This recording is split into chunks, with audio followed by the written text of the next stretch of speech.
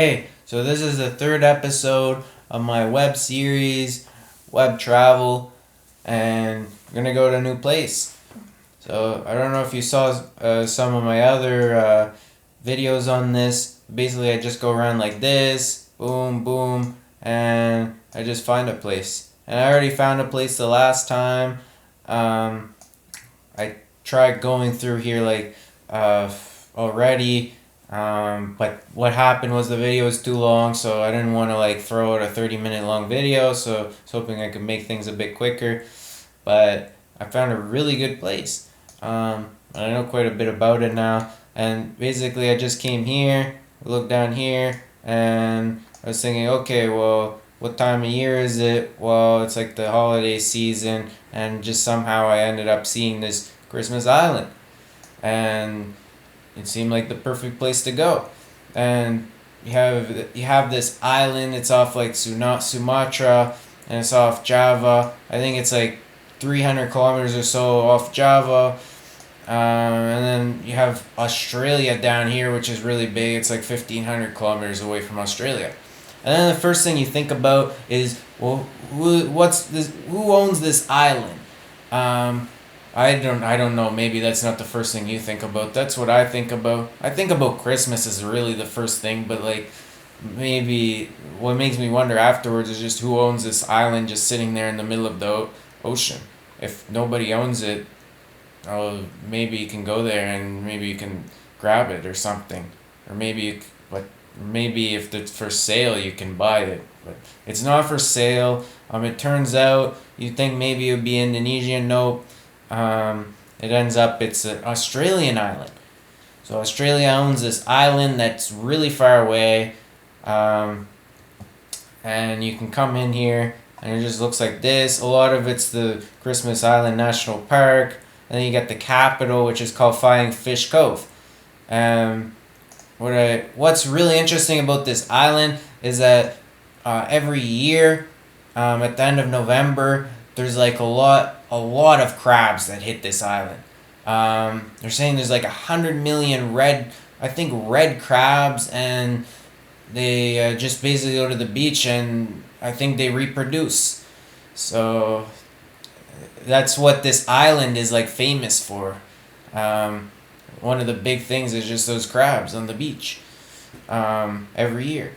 And this Flying Fish Cove is actually called Flying Fish Cove because it's named after this British ship that like surveyed, I think, around here.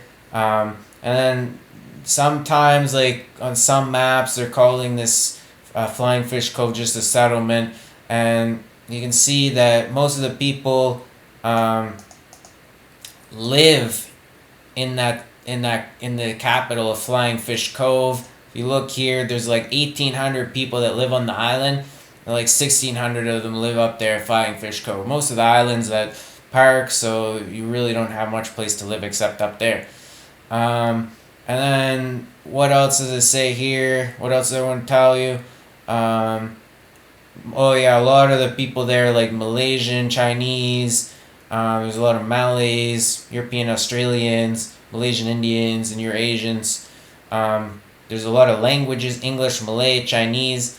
For religions, they got Islam, Buddhism. Um, though there's not a lot of people that are declaring their religion. There might be more ethnic Chinese than they think. And why is it called Christmas Island? Well, it's a pretty simple explanation once you hear it. First person to see this island was this Richard Rowe from the Thomas in 1615, but then someone else came later on. He just saw the island, he went by. This William Miners, this Captain William Miners came in 1643, so like 30 years later, and he came here on Christmas Day. So we called it Christmas Island. And then that's the whole reason why it's called Christmas Island, because he saw it on Christmas Day. So that's the special meaning behind it. And the island was really only settled until like the 19th century, so like the 1800s. And it's really isolated. There's like nobody there. messing around with the island. It's just a big park mainly. There's not many people living there, and they're saying it's really unique with its plants and its flowers. And people like scientists and people who like nature really like it because there's like a lot of different plants there that they can find. And what else? Oh yeah, there's a lot of monsoonal forest. So what you're gonna find in Christmas Island is it rains a lot for a few months. From like I think December to January, February, March to March, it's like there's a lot of rain. December starts picking up, and then January, February, March, you got a ton of rain that's coming through there. And all year round, it's a pretty comfortable climate, which is one of the nice things. Well, you're down there, and like, but and kind of the Indian off the Indian Ocean, and what you got is like it doesn't get below 22 degrees all year, and it doesn't really go above 28 degrees. So it's pretty much the same climate all year round. They got phosphates there, which was one of like the most valuable things on the island. And they kind of had like a mining there, and I think that's what's kept people there. But I thought it was really interesting that they had this island, and there wasn't anyone there when this miners came. He actually didn't really land there. He just named the island. So some other guy had to come later on. This William Dampier in 1688, he actually landed on the island. And you're going to see that when I look at the pictures, it's really hard to land on the island because there's these massive like cliffs on the edge of the island. So I think a lot of the people that came, they're like, okay, there's no way we're landing there because there's just massive cliffs. It was really hard to land. And these guys, when they landed on the island, they tried to get to the top of the like one of the peaks, and I don't think they could even make it to one of the peaks. Someone was there and they couldn't climb up to the top of the island because it was so hard. It was unpassable, they said. And this was William Dampe that visited, but then there was other people that came and explored it, and these were the people that explored it later, like later on couldn't get to the top of the summit, and that was like 200 years later that they tried to explore the island. So there was a lot of history there. The most important thing to take from that is like it was uninhabited. So UK just came in, they kind of like took it over and put the flag there, and then it was their island.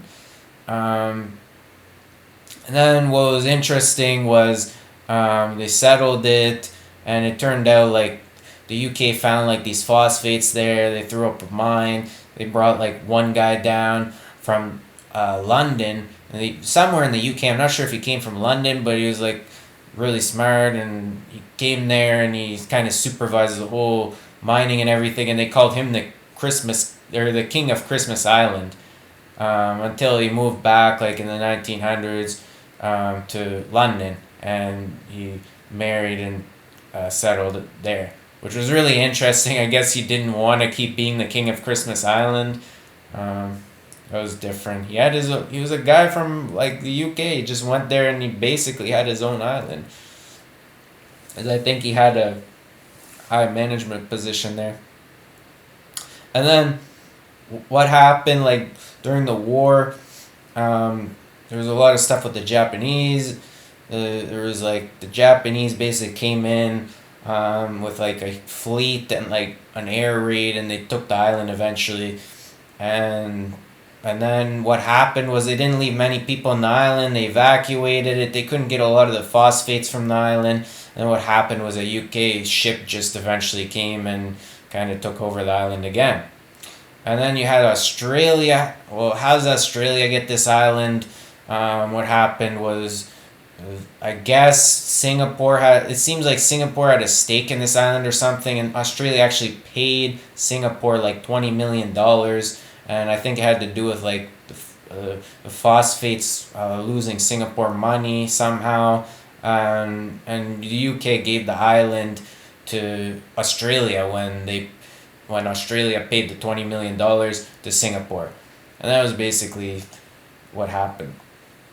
And then now Australia has the island; it's theirs, and it's their own overseas territory. And if you come in, you can just see real quick what it looks like. These are the massive cliffs. Why you really can't land on this island that easily. Like, I think you have to plan your ship like way offshore, and then come in by boat. And you have to worry offshore too. Like, if there's gonna be rock outcrops there, maybe your ship's gonna shipwreck, even coming close to this island. So it's kind of worrisome. So they probably have to row like boats really far to come here and land on this island. And when they do, they probably spend like a few hours just trying to climb up these rocks. So it's really hard to land here. You see these people, there's just some outcrops here. I don't know if they're tourists or whatnot. But that's that. And what you're going to see is that the island is very, like they say, monsoonal foresty. Like, if you look here, you can see just what looks like a jungle. And there's a lot of palm trees. And if we can go in, where can we check out what's going on here? Okay, you just see like forests everywhere. Most of the island's forest, and they have like these trails you can drive around and you can look at stuff. I don't know if I'd want to come here though. I don't know if there's anything like poisonous. And then the other thing I don't know is, like, you come here, well, is there gonna be like a bunch of crabs you might run into or something? Like, I don't know about that. Not into seeing like too many crabs. What's happening here? Okay, the picture's taking a while to load. Okay, so we got someone, like a family came here. And they got some really nice pictures of the outcrops. If you like outcrops, this is a good place to be. But you can see, the water is basically just breaking down the rocks here. And I think this was really nice here. You can actually, there's like a waterfall, or there's some outcrop here. Yeah, you can come down. See, there's like little secret places you can land and come into the island. Like, this is a really easy. I don't know if this is an easy place to come. If the tide's low, maybe you can walk in here, but it's kind of dangerous now that I think about it. But is there anywhere else we can go? I think this was a really interesting place. I don't know if you can get up here. Yeah, you just see like there's a lot of coves here. And there's actually a little bit of beach and sand here, which is surprising. So it's not all rocks. I don't know if they put that there or not. But the one, I was just hoping I could come in with the forest here. There's like a look off here, but okay, you can walk through. Look how dense this forest is. My biggest thing I was thinking about was like coming through here. This is like Lost, like that TV show Lost. If you ever see that, where they crash on that island. There's a big jungle here. I keep thinking that just like some animal's gonna come out of somewhere and I don't know, do some stuff. And that weird screeching music that they had. But you can just, I guess they walk through these woods. I don't know how safe that is. If you look at the trees here, wow. You don't see a tree like that very often. And this is what it looks like in the forests of Christmas Island. So, can we get anywhere here? It's really like dense jungles. It's way overgrown. If you keep going through here, maybe we'll get somewhere. they'll come out of here now. But what I find really interesting is that I thought there was something else I could see here, but I don't know. Oh, okay, there's an outcrop here, and you can kind of see what it's like at a cliff in the jungle. There's stairs here. It looks like quite a challenging walk or something. So I'm gonna finish this up now, and this is what it looks like just on the roads. Like, you can drive through here. You just see the trees. There's like palm trees mixed with like regular trees, and you can just see how grown the plants are. If you've ever been to a warm place, you've probably seen something like this, but this is supposed to have like a lot of different plants you haven't seen anywhere. If you come here, you can just see like a boat, what it looks like from a boat. How there's an outcrop up there. You can see how it's pretty hard to land anywhere around here. It's really desolate. Like they say, it's kind of isolated, far away from everything. And if we come in here, we finish off with the beautiful Christmas Island Airport. So this is what the airport looks like. At first I wasn't sure if this was like a convenience store or not. You just come through here. If you're coming to this island, you're leaving this island, this is where you gotta go. I don't know how, if you come through here with a boat, I think you would probably come by plane. And this is the small little airport. If you've ever been to like a warm place, this is what it looks like. And one of the most amazing thing here that I've seen, and this is why I do this, is you find stuff you won't find anywhere else. What's this say? Oh, okay, road trains crossing. You won't see a sign like that anywhere. Road trains crossing. So watch out if you're coming here for road trains. And this is the best part, is you got this sign here that says don't drive over robber crabs. Drive around them even in four-wheel drives. So they don't like it when you drive over crabs. I don't know what happens if you drive over a crab, but that's the first thing you see coming out of the airport, so you gotta watch out on this island for these crabs. Be careful. And if you look at these roads, the speed limit's 80, which is pretty fast for like a gravel road. And of course they say, warning, gravel roads changes quite often. Yeah, you can probably tell that if it's gonna rain a lot here, this could get really messy.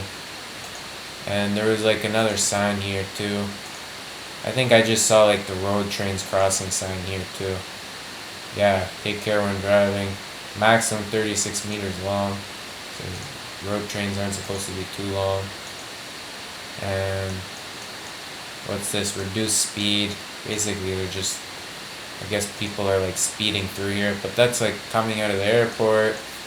Then you can come up here and just look out at the ocean. What's this? I haven't seen this before. It's like a big hole. What is that? And there's just like 3 cones around it. They're not even orange cones. I don't know, did the orange like burn off of these cones or something? The UV? That's nuts. There's people taking pictures, there's palm trees. This could be like a tropical place, but it doesn't get too warm here. I don't know how the humidity is. What's this sign say? Slow down, drive around. There's the crabs. Oh wow. Slow down, drive around. So you're not supposed to drive over those crabs. You gotta be careful. I don't know what you do if there's a lot of crabs here. Like you're saying 100 million crabs can come here in November. And what do you do? I don't know how you drive around that many crabs if there's that many. And then this is the coolest spot and finish off with. is the downtown of Flying Fish Cove. And right away you can see like there's those massive phosphate machines, and there's this guy. This is what a guy looks like on Flying Fish Cove. He's got big boots, and he's going somewhere, but you don't know where he's going.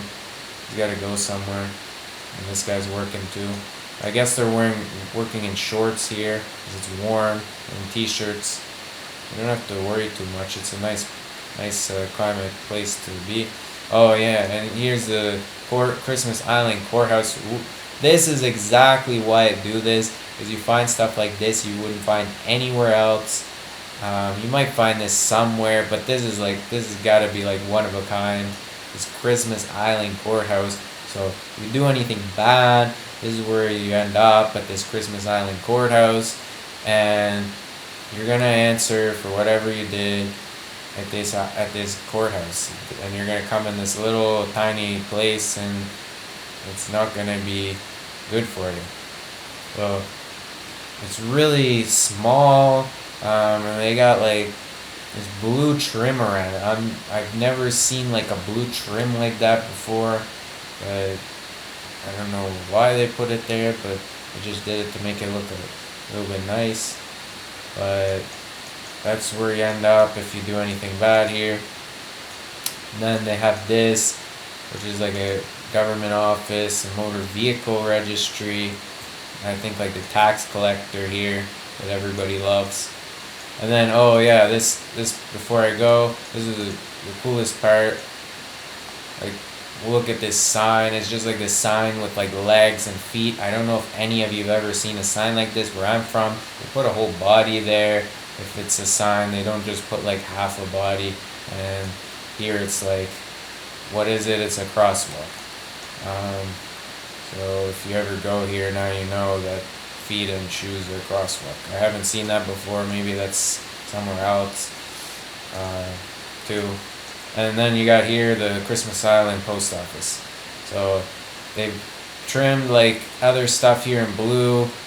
Someone did the courthouse in blue. Someone did this in blue. I don't know if it's the same person that came to this, and they just said, okay, we're not going to use blue anymore. We're just going to use red. And that's what they did, or just someone else came and painted this red. But that's red. The post office is special, and that's it. And this is pretty much all you're gonna see on Christmas Island. I don't want to go too long. I want to cut this off here. I can see a bunch of other stuff I could go into here, but I'm trying to make this short. There's a baker, or there's a grocery store, Al Baraka grocery store. There's a mosque here. There's a bunch of stuff. Watch out, crabs about. See, they have all these funny slogans with the crabs. And I think I'm gonna end it there, because that's a perfect spot to end it. Watch out, crabs about. And that's like the highlight of this island. Their flag is like blue and green, which is interesting.